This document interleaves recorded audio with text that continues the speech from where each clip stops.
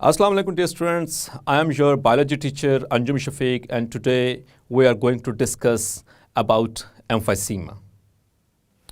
So dear students, today we are going to discuss emphysema.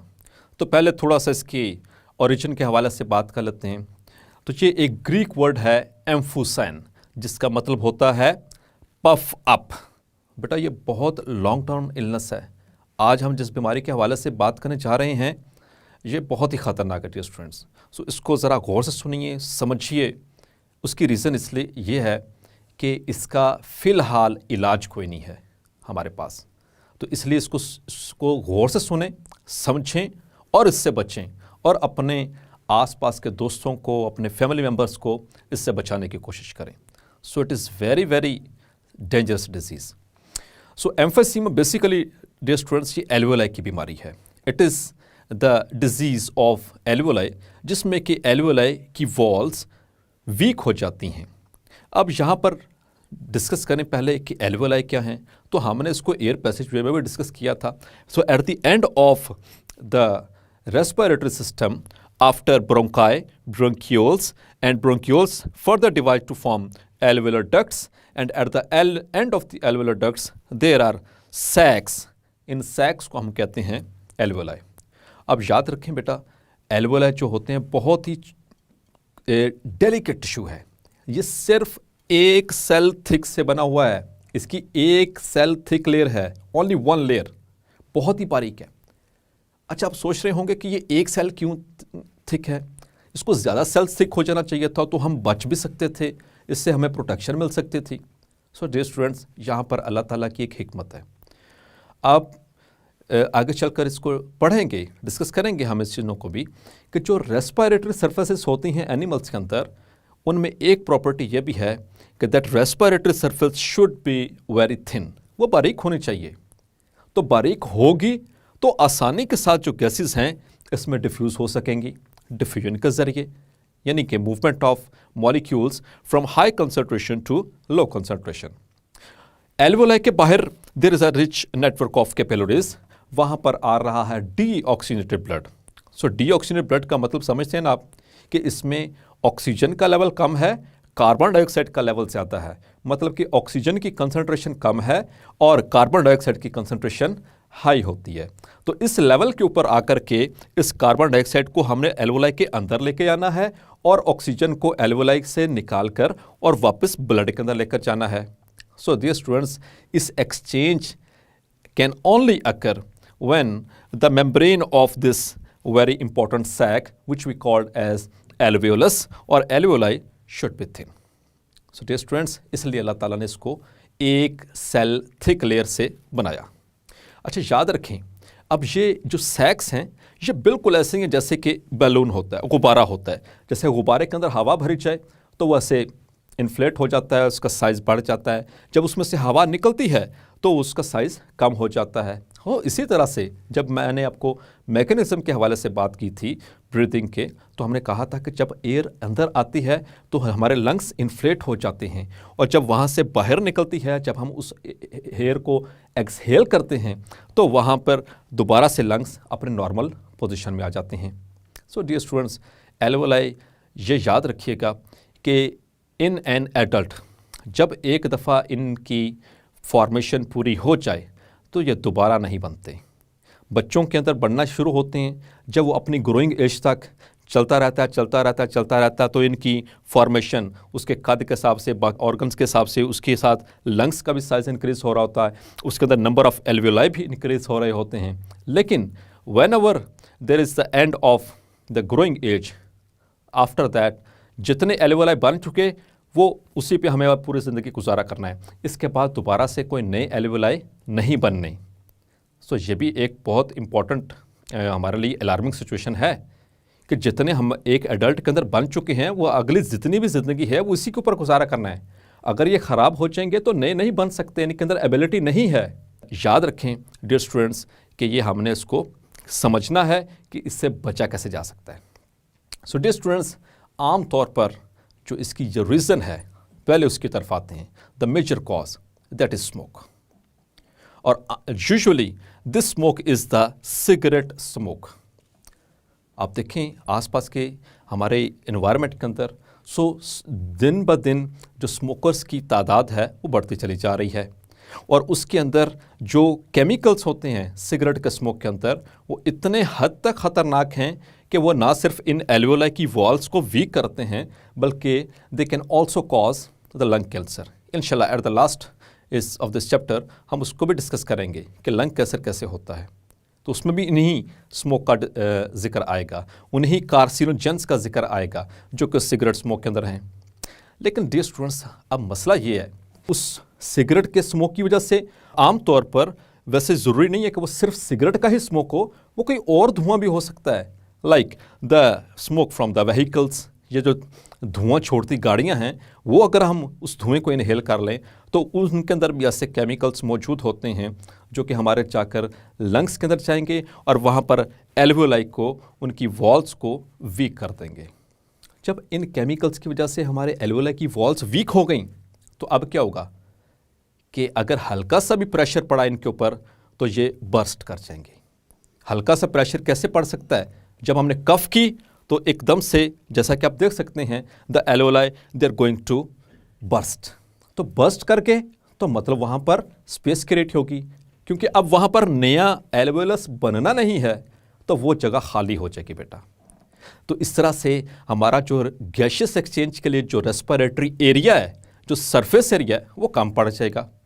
So dear students, अब क्या होगा कि जैसे जैसे ये फटते रहेंगे, बर्स्ट करते रहेंगे, तो बाकी दूसरे एल्वियोलाई आपस में मिलकर एक बड़ा सा सैक बना लेंगे। अब बड़ा सा सैक तो बन गया, लेकिन याद रखिए इस एक बड़े सैक में जो सरफेस एरिया है वो कम है एज़ कम्पेयर टू कि उतने ही सरफेस एरिया में अगर छोटे छोटे एल्वियोलाई आते। अपना ज़रा चैप्टर नंबर 4 रिकॉल करें जो आपने ग्रेड 9 में पढ़ा था। वहाँ पर आपने एक टॉपिक पढ़ा था, that was the relationship between the surface area to volume ratio. वहाँ पर आपने देखा था कि ये एक सेल है, उसका जो वॉल्यूम है वो 30 by 30 माइक्रोमीटर है, और अगर उसी ही सेल के इसी डायमेंशंस के अंदर इसको हम 3 पार्ट्स में डिवाइड कर देते थे तो उसका सरफेस एरिया बेटा उससे कई ज़्यादा गुना बढ़ जाता था। वॉल्यूम उतना ही है, उतनी ही स्पेस ली हुई है, लेकिन चूंकि अब उसके हमने छोटे छोटे पार्ट्स कर दिए तो अब उसका सरफेस एरिया इंक्रीज हो गया। इसी तरह से आपने एग्जाम्पल वो पढ़ी थी विलाई की कि हमारे जो स्मॉल इंटेस्टाइन है उसके अंदर अल्लाह ताला ने उसको स्मूथ नहीं रखा, जहाँ से एब्जॉर्प्शन होनी है फूड की उसको भी स्मूथ नहीं रखा। वहाँ पर भी ऐसे फिंगर लाइक प्रोजेक्शंस बनाई ताकि उसका सरफेस एरिया इंक्रीज कर सके। इसी तरह से डियर स्टूडेंट्स और भी बहुत सारी ऐसी एग्जांपल्स हैं हमारे ऑर्गन के अंदर, लाइक ब्रेन। यहाँ पर देखें ब्रेन, ये ब्रेन बिल्कुल वैसे फ्लैट नहीं पड़ा हुआ, इसके अंदर भी देखें कई उभार हैं, कई उतराव हैं, कई चढ़ाई हैं, और ये ऐसे पैक हुआ है as you can see over here. So dear students, ये इनमें कन्वल्शंस और ये सल्काई और ये गहराई इसलिए हैं ताकि ब्रेन का भी सरफेस एरिया इंक्रीज किया जा सके। सो डियर स्टूडेंट्स, अगर एक छोटे से वॉल्यूम के अंदर 10 एल्वियोलाई मौजूद हैं और वो गैशियस एक्सचेंज कर रहे हैं तो उनका सरफेस एरिया डेफिनेटली ज़्यादा होगा अगर उतने ही वॉल्यूम के अंदर अगर 2 या 4 बड़े बड़े एल्वियोलाई होंगे। तो इस बात को समझें। अब होगा क्या कि इरिटेशन हो रही है, वॉल्स जो है एल्वियोलाई की वो वीक होती जा रही है। किस वजह से? Because of inhaling of the this toxic chemicals. अब जैसे ही वो इनहेल होती हैं, वो ये केमिकल्स मैंने बताया था आपको, ये हमारे रेस्पिरेटरी सिस्टम के अंदर जो म्यूकस सेल्स हैं ये उनको भी एक्टिवेट करते हैं, ये उनको भी इरिटेट करते हैं। तो ऐसी सिचुएशन में क्या होगा? म्यूकस की प्रोडक्शन बढ़ेगी। तो उसको जब हम उसको बाहर निकालने की कोशिश करेंगे, खांसी करेंगे, हल्की हल्के ये म्यूकस बनता रहता है, थोड़ा थोड़ा बनता रहेगा, और अल्टीमेटली हम उसको बाहर निकालने की हमारी बॉडी कोशिश करेगी in the form of cough. तो उस दौरान जब लाइक दिस जब हम उसको कफ कर रहे होंगे तो चूंकि एल्वियोलाई की वॉल्स वीक हो चुकी हैं, अपॉन कफिंग वो बर्स्ट कर जाएंगे। तो अब ये बर्स्ट कर गए, so that very alveolus is finished, उसकी जगह पर नया कोई नहीं आने वाला। So that is very dangerous disease, so इससे बचना चाहिए। So we have to quit smoking. इसके अलावा हमें ऐसे इन्वायरमेंट से बचना चाहिए जहाँ पर हर तरफ ये धुआं हो, स्मोक हो, इवन के स्मोक के अंदर ऐसे केमिकल्स होते हैं जो कि ऐसी बीमारी का मौजब बन सकते हैं, बायस बन सकते हैं। सो डियर स्टूडेंट्स, आते हैं थोड़ा सा आगे मज़ीद इसकी तरफ। इस बीमारी के अंदर एक और चीज़ जो आपको इंटरेस्टिंग बताता चलूँ, ये बीमारी ग्रेजुअली इंक्रीज करती है, सडन नहीं है, आहिस्ता आहिस्ता आहिस्ता आहिस्ता बढ़ती रहती है और अंदर एल्वेलाई जो हमारे ख़त्म होते रहते हैं। लेकिन इसके साथ ही साथ में क्या होता है कि उनके ख़त्म होने की वजह से ऑक्सीजन की भी हमें डेफिशिएंसी होने लग जाती है। उस ऑक्सीजन की डेफिशिएंसी होने की वजह से फिर कफ भी रहेगी, शॉर्टनेस ऑफ ब्रेथ भी रहेगी। उसको मैं डिटेल से आके बताता हूँ कि उससे क्या क्या कॉम्प्लिकेशंस हो सकती हैं।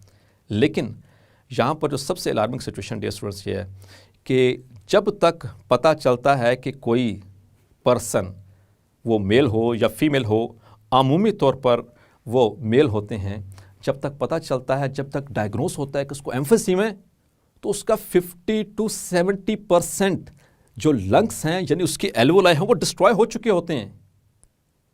तो सबसे अलार्मिंग सिचुएशन ये है कि शुरू में तो ये डायग्नोस ही नहीं हो पाती। बस यही होता है कि एक रूटीन की खांसी है, कोई ब्रोंकाइटिस की वजह से है या कुछ भी है, शॉर्टनेस ऑफ ब्रेथ है।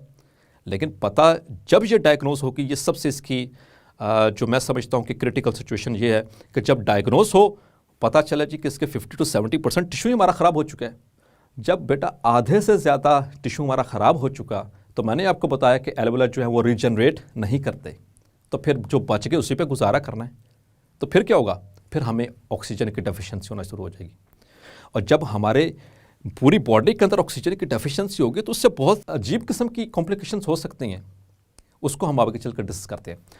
एक और जो चीज़ इसके हवाले से मैं शेयर करना चाहूँगा डियर स्टूडेंट्स, दैट इज़ कि इसमें जब वो टिश्यू ब्रेकडाउन हो रहा होता है तो छोटे छोटे जो हमारे नालियाँ हैं, जिनको हमने एल्वेलर डक्ट्स कहा, वो ब्लॉक भी हो सकती हैं। वो ब्लॉक हो गई तो जो हवा अंदर आई थी, जो इनहेल की थी, वो अंदर फंस जाएगी, वो हमारे लंग्स के अंदर फंस जाएगी। हम उसको ब्रीद आउट नहीं कर सकते। जैसा कि आप देख सकते हैं, तो हमारे लंग्स इन्फ्लेट ही रह जाएंगे उस एरिया, स्पेसिफिक एरिया में जहाँ पर वो ऑब्स्ट्रक्शन आ गई है। उससे आगे हवा जो है वो हम उसको बाहर निकाल नहीं पाएंगे। तो जब लंग्स इन्फ्लेट होंगे तो हमारी चेस्ट जो है वो ऐसे बैरल शेप होना शुरू हो जाएगी, छाती थोड़ा आगे को निकल आएगी, एक नॉर्मल नहीं रहेगी। अब ऐसे शख्स को ब्रीथ करने के लिए एक्सर्शन की ज़रूरत है। ये थोड़ा ज़ोर लगाएगा। जब ज़ोर लगाएगा सांस लेने के लिए, तो उसके बेटा जो कैलोरीज़ हैं वो ज़्यादा बर्न होंगी, ज़्यादा एनर्जी लग रही। एक नॉर्मल इंसान, आप बैठे हुए हैं, आप सांस ले रहे हैं, आपको इसका आइडिया भी नहीं हो रहा, आपको फील नहीं हो रहा। लेकिन जिस बंदे को एम्फीसीमा हो जाए तो फिर उसको बेटा सांस लेने के लिए ज़ोर लगाना पड़ता है। तो उसमें अप्रॉक्सीमेटली 10 टाइम्स ज़्यादा कैलोरीज यूटिलाइज हो जाती हैं जो कि एक नॉर्मल पर्सन ब्रीथ कर रहा है।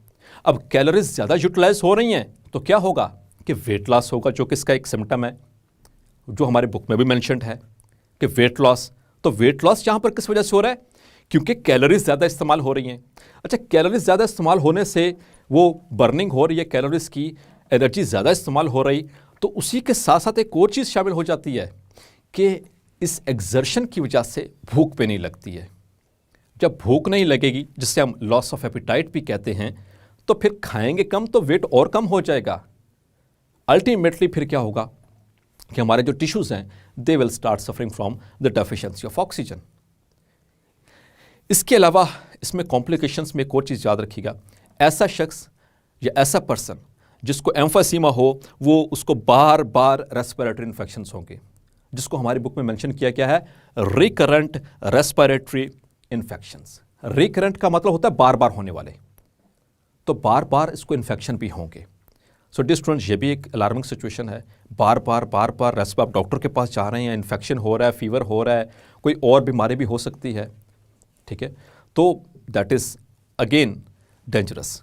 तो वेट लॉस भी हुआ, उसके साथ साथ कफ भी हो रही है, हल्की हल्की, सडनली एकदम से हल्की हल्की कफ करते हुए एकदम से ज़्यादा कफ हो जाएगी, तो उससे उसकी ज़्यादा प्रेशर की वजह से जो एल्वेलाई है वो बर्स्ट करना शुरू कर देंगे। सो डियर स्टूडेंट्स, एक और चीज़ आपने यहाँ पर याद रखनी है कि ऐसे जो लोग होते हैं पुअर ऑक्सीजनेशन की वजह से, क्योंकि सरफेस एरिया तो कम हो गया ना, जब पता चला कि एम्फीसीमा हुआ तब तक 50 to 70% तो लंग्स फारिग हो चुके हैं। तो अब जो बच गए वो 20-30% 40% उसी पे गुजारा करना है, तो ऑक्सीजन की डेफिशिएंसी तो रहनी है। तो फिर कमज़ोरी, fatigue, that is also another symptom of emphysema. तो थोड़ा सा काम करके थकावट, एक्सर्शन नहीं कर पाएगा ऐसा शख्स, कोई हार्ड जॉब नहीं कर पाएगा क्योंकि थक जाएगा। थक क्यों जाएगा? क्योंकि उसके पास ऑक्सीजन नहीं मिल रही।